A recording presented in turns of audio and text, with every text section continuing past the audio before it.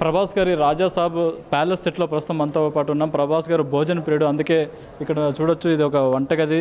ఇక్కడే మనకి ఈ సినిమాకి కో డైరెక్టర్గా అలాగే ఆర్టిస్ట్గా పనిచేస్తున్న సాయి గారు మనతో పాటు ఉన్నారు. ఈ సినిమా విశేషాలు అనేది తెలుస్తుంది. హాయ్ సాయి గారు. హలో హలో అండి. హాయ్. ఎలా ఉంది అసలు ప్రభాస్ గారి రాజా సాబ్కి మీరు కో డైరెక్టర్గా చేయడం?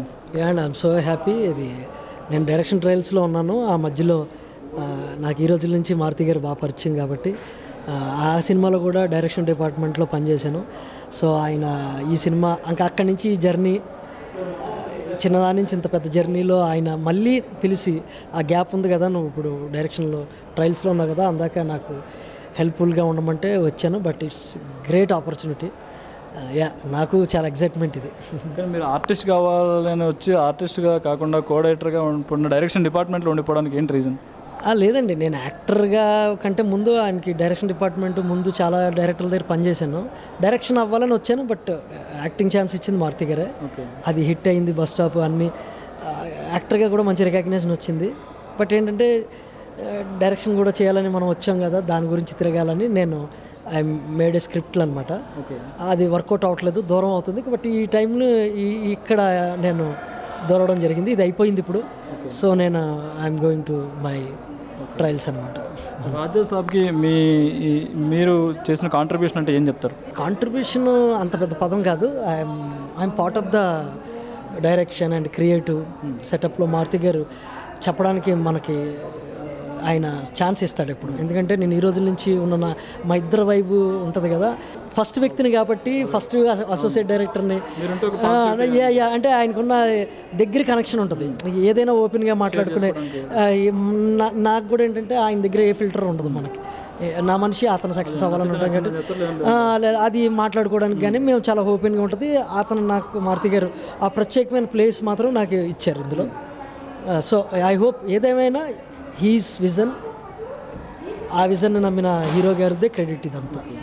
We are all just part. మీకు స్క్రిప్ట్ తెలుసు, సీన్స్ షూట్ చేసేటప్పుడు చూసుంటారు. 2 years నుంచి ఇక్కడే పనిచేస్తున్నాం కదా సెట్లో. అదే అంటే స్క్రిప్ట్ అనుకున్నట్టు ఎగ్జిక్యూషన్లో వచ్చిందంటారా? అనుకున్నది అనుకున్న దానికంటే బాగా చేశారండి. ఆపేరు మళ్ళీ చేయాలని. ఎందుకంటే ప్రభాస్ గారు కూడా హై నాలెడ్జ్. నేను పర్సనల్గా ఏం చెప్తారంటే ఇది నీ చెప్తా, ఆయనకి చాలా అవగాహన ఉంది ఈ సినిమా మీద. ఆయన దగ్గర ఉండి క్వశ్చన్స్ కానీ ఇవి కానీ ఇద్దరు కలిపి చేసుకోవడానికి అలా డిజైన్ చేసుకున్నారండి. అంటే ఆయన ఏం క్వశ్చన్ చేస్తారు ఇక్కడికి వచ్చిన తర్వాత? ఇక్కడ వచ్చిన క్వశ్చన్స్ చేయడం కాదు, అంటే ఆయనకున్న డౌట్స్ కాదండి. అంటే వీళ్ళు అనుకున్న కథని అనుకున్నప్పటి నుంచి ఆయన గుర్తుపెట్టుకుంటారు. దీన్ని ఇలా కదా, మనం ఇదేనా వచ్చింది, లేకపోతే అదా, ఇదైతే ఎలా ఉంటుంది డార్లింగ్ అనడం, అది కాదండి డార్లింగ్, ఇలాగ వీళ్ళు ఏంటంటే they are doing more research. దీన్ని జాగ్రత్తగా తీయాలి, ఎక్కడ లాజికల్గా పోకూడదు, ఎక్కడ ఇంటెన్స్ పోకూడదు, బెస్ట్ మిస్ అవ్వకూడదు. ఆయన యాక్టింగ్ చేసే ముందు కూడా చాలా ఎక్కువ ఇన్ఫర్మేషన్ అడిగిన తర్వాత ఎక్స్ప్రెషన్ ఇస్తాడు. ఇట్స్ వెరీ వండర్ఫుల్ అనమాట. ఇవన్నిటిని చెప్తున్నాను, ఆ పాయింట్లో చెప్తున్నాను. దే ఆర్ వెరీ డిస్కషన్ చేసుకుంటూ దీన్ని చేసుకున్నారు, ఇద్దరు కలిపి చేసుకున్నది ఇది. ప్రభాస్ గారు ఫస్ట్ సెట్లోకి అడుగు పెట్టిన తర్వాత, ఆయనకి లుక్ టెస్ట్ అయిన తర్వాత చూసిన తర్వాత మీకు అసలు ఏమనిపించింది అసలు? అదే ఇంత పెద్ద బిగ్ సెట్లో ఆ బిగ్ పర్సన్, అదొక చిన్న గ్లోరిఫికేషన్ ఉంటుంది కదా, చూడడం very well human being. Prabhas గారు ఏ లుక్లో వచ్చారు? సిగార్ పట్టుకుని ఓల్డ్ లుక్లో వచ్చారా, వింటేజ్ లుక్లో వచ్చారు? లేదు, అది ఈయన జనరల్ చాలా మన బాయ్ నెక్స్ట్ డోర్ లుక్కే ఉంటాడు. చాలా అది చాలా సింపుల్గా ఉంటాడు. సో టీజర్లో కనిపించిన లుక్ చాలా simple look. Boy next door Bhimavaram అబ్బాయిలా ఉంటాడు, చెప్పారు కదా మారుతి గారు, అట్లా ఉంటాడు. సో ఆయన సింపుల్గా ఉంటాడు, సింపుల్గానే సీన్స్ ఫన్ చిన్న చూస్తున్నప్పుడు లొకేషన్లో మనకే చిన్న ఎంటర్టైన్మెంట్, లైవ్గానే ఎంటర్టైన్మెంట్ ఉండేది. సినిమా వరకు రావసరం లేదు, లైవ్గానే ఇది కామెడీ ప్రిపరేషన్ కానీ కమెడియన్స్ ఉంటారు, అదంతా. కమెడియన్స్ అంటే మనకు సప్తగిరి గారు ఒకరు కనిపించారు, ఇంకా ఎవరెవరు ఉంటున్నారండి అసలు? సప్తగిరి, ప్రభాసీన్ గారు, విటి గణేషన్ గారు, సత్య, దే ఆర్ మేజర్ రోల్. ఈ ప్యాలెస్లోకి ఎవరు వచ్చారో గాలి మెయిన్ అన్నట్టు అనాలి సినిమాలో. తర్వాత ముగ్గురు హీరోయిన్స్లో మనకు మెయిన్గా తెలిసిన హీరోయిన్స్ ఇద్దరే ఉన్నారు, ఇంకొక ఆమె కొత్త ఆమెలాగా ఉంది, రిధి కుమార్. ఆమె ప్రభాస్ గారు ఆ సినిమాలో చేసింది కదండి, తను చాలా హిందీ సినిమాలో కూడా చేసింది. ప్రభాస్ గారిది రిధి కుమార్ అని ప్రభాస్ గారిది ఆ సినిమా ప్రీవియస్ మూవీలో చేసింది. ముగ్గురు హీరోయిన్స్తో అసలు ఎలా ఉంటుంది? రొమాన్స్ ఉంటుందా, వాళ్ళతో హారర్ ఉంటుందా? అన్నీ ఉంటాయండి, అన్నీ వచ్చిన ప్లేస్మెంట్లో హై అవుతాయి. హీరోయిన్స్ ఉన్నప్పుడు ఎమోషన్ తీసుకురారు కదా, అట్లా ఏ సెగ్మెంట్ అక్కడికి ఈ ప్యాలెస్ క్రియేట్ చేస్తుంటుంది అట్లా. అంటే టీజర్లో ఒక చిన్న సీన్ చూసాము, ఏదో తాగిన మైకంలో కరిచేసి ఉంటాను అన్నట్టు. చాలా ఇన్నోసెంట్ క్యారెక్టర్ అని చెప్పడానికి. Is a innocent general man. మరి ఇంత పెద్ద ప్యాలెస్, ఇంత పెద్ద ఆరా, ఇంత దెయ్యం, ఇంత వాటిని ఎలా జయించాడు అనేది మీరు సినిమాలో చూస్తారు. అంటే ఫస్ట్ హాఫ్ అంతా ఒక ప్రభాస్ గారి మెయిన్ రీజన్తో ఆయన వింటేజ్ కామెడీని చూపిస్తూ సెకండ్ హాఫ్లో దయ్యాన్ని తీసుకొచ్చి అట్లా ఏమన్నా ఉంటుందా, బిగినింగ్ నుంచే హారర్ ఉంటుందా? ఇంకా అదొక్కటి చూసుకోండి సినిమాలో జాగ్రత్తగా, ఎందుకంటే 3 hours సినిమా కదా. చాలా బాగుంటుంది. అన్నీ మీరు సినిమాని కూర్చొని మొదలు పెడితే అది క్యారెక్టర్లో మనకు పరిచయం అవడం దగ్గర నుంచి ప్యాలెస్ పరిచయం అవడం కానీ ఇంటెన్షన్ అన్నీ ఓపెన్ అవుతూ ఉంటాయి. మీరు క్లైమాక్స్కి వెళ్ళేటప్పటికి ఇంకా స్పెల్ బౌండ్ చేశారు. అసలు ఎలా ఉంటుంది 40 రోజులు చేశారు ఆ సీన్లు. క్లైమాక్స్ సీన్స్ మా బాబాయ్ ప్రీ క్లైమాక్స్ అదిరిపోతాయి. ఓకే, కొత్తది అంతే. ఇంకా మీరు ఇదేంటి ఇది వచ్చింది అనుకుంటారు. ఓకే, అసలు ఎక్కడ ఇప్పటివరకు ఎక్కడ చూడండి కొత్త విధానం చెప్పారు. ఓకే, మారుతి గారు కూడా అన్నారు, నా ప్రేమ కథా చిత్రం హారర్ బ్యాక్డ్రాప్లో వచ్చిన తర్వాత దాదాపు 500 సినిమాలు హారర్ సినిమాలు వచ్చాయి, వాటన్నిటిని తలదన్నేలాగా ఒక వరల్డ్లో ఒక కొత్త ఫ్యాంటసీ క్రియేట్ చేసేలాగా ఈ హారర్ సినిమా ఉండబోతుంది అంటున్నారు. మీకు అసలు ఎలా, అది ఏం చెప్తారు దాని గురించి? అదేండి, ఇంకా అంత పెద్ద హీరో ఉన్నప్పుడు చిన్న సినిమా తీరు కదండి ఇది. ఆయన అభిమానులు ప్రపంచం అంతా చూడాలి కదా, ప్రపంచ స్టాండర్డ్ ఉండాలి కదా, ద వరల్డ్ స్టాండర్డ్లోకి ఈ సినిమా ఫిట్ అయ్యేలాగా అన్ని జాగ్రత్త పడ్డారు. ఓకే, సంజయ్ దత్ గారు, ప్రభాస్ గారు ఈ కాంబినేషన్ షూటింగ్స్ ఇక్కడ ఎంతవరకు జరిగిందండి? అన్నీ అండి మ్యాక్సిమం ఇక్కడే జరుగుతాయిగా. అంటే చాలా సెట్స్ వేసాము, అందులో ఇది మేజర్ అని అన్నారు కదా. చాలా సెట్లు వేశారు. ఇది మేజర్ సెట్ అంతే. దట్స్ 70% వరకు ఇక్కడ జరిగిందన్నారు. 65% జరిగింది. ఇది మేజర్ థింగ్.